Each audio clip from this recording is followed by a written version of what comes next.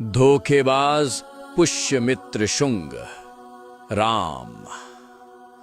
मौर्य साम्राज्य के 10वें न्यायप्रिय सम्राट बृहद्रथ मौर्य की साजिश के तहत धोखे से हत्या करने वाला हत्यारा ब्राह्मण पुष्यमित्र शुंग अखंड भारत में मगध की राजधानी पाटलिपुत्र में अखंड भारत के निर्माता चक्रवर्ती सम्राट चंद्रगुप्त मौर्य और सम्राट अशोक महान के वंशज मौर्य वंश के 10वें न्यायप्रिय सम्राट राजा बृहद्रथ मौर्य की हत्या उन्हीं के सेनापति ब्राह्मण पुष्यमित्र शुंग ने धोखे से की थी और खुद को मगध का राजा घोषित कर लिया था।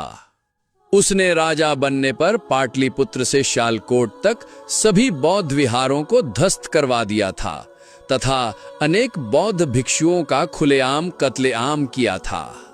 पुष्यमित्र शुंग बौद्धों व यहाँ की जनता पर बहुत अत्याचार करता था और ताकत के बल पर उनसे ब्राह्मणों द्वारा रचित मनुस्मृति अनुसार वर्ण हिंदू धर्म कबूल करवाता था।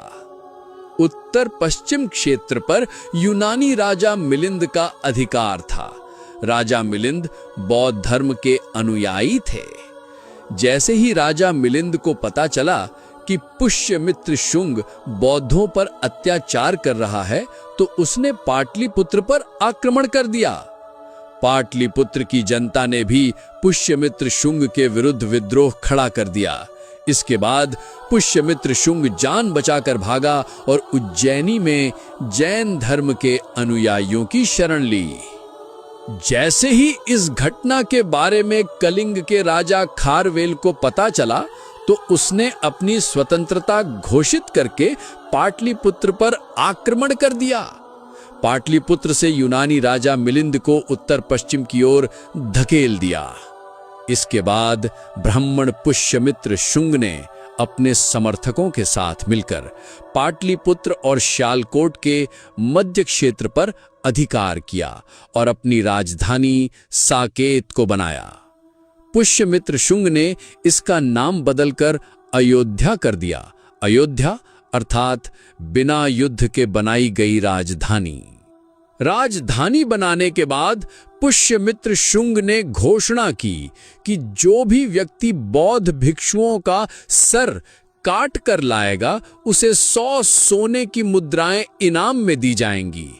इस तरह सोने के सिक्कों के लालच में पूरे देश में बौद्ध भिक्षुओं का कत्लेआम हुआ। राजधानी में बौद्ध भिक्षुओं के सर आने लगे। इसके बाद कुछ चालाक व्यक्ति अपने लाए सर को चुरा लेते थे और उसी सर को दोबारा राजा को दिखाकर स्वर्ण मुद्राएं ले लेते थे।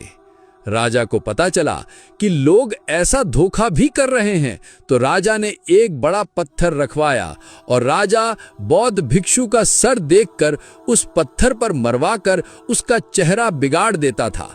इसके बाद बौद्ध भिक्षु के सर को घाघरा नदी में फिकवा देता था।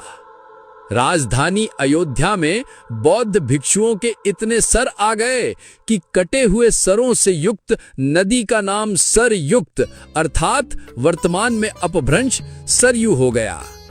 इसी सरयू नदी के तट पर पुष्यमित्र शुंग के राजकवि वाल्मीकि ने रामायण लिखी थी, जिसमें राम के रूप में पुष्यमित्र शुंग और रावण के रूप में मौर्य सम्राटों का वर्णन करते हुए उसकी राजधानी अयोध्या का गुणगान किया था और राजा से बहुत अधिक पुरस्कार पाया था।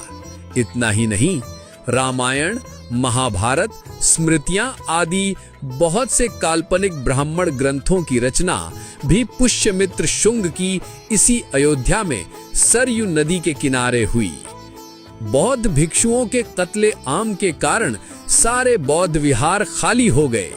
तब आर्य ब्राह्मणों ने सोचा कि इन बौद्ध विहारों का क्या करें कि आने वाली पीढ़ियों को कभी पता ही नहीं लगे कि बीते वर्षों में यह क्या थे।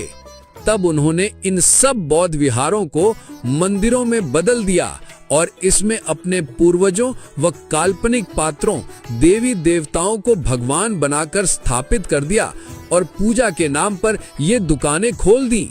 ध्यान रहे, उक्त बृहद्रथ मौर्य की हत्या से पूर्व भारत में मंदिर शब्द ही नहीं था, ना ही इस तरह की संस्कृति थी। वर्तमान में ब्राह्मण धर्म में पत्थर पर मारकर नारियल फोड़ने की परंपरा है। ये परंपरा पुष्यमित्र शुंग के बौद्ध भिक्षु के सर को पत्थर पर मारने का प्रतीक है।